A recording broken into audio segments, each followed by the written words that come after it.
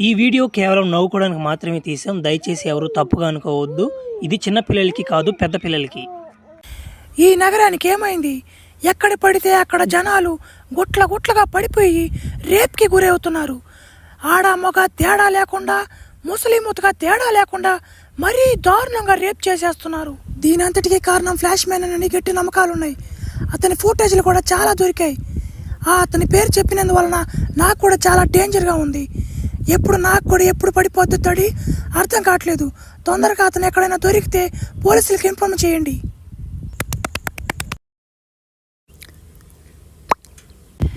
ఈ నగరంలో ఇలా జరగటం మొట్టమొదటిసారి. ఎంత భయంకరంగా కరోనా వచ్చినప్పుడు కూడా లేదు.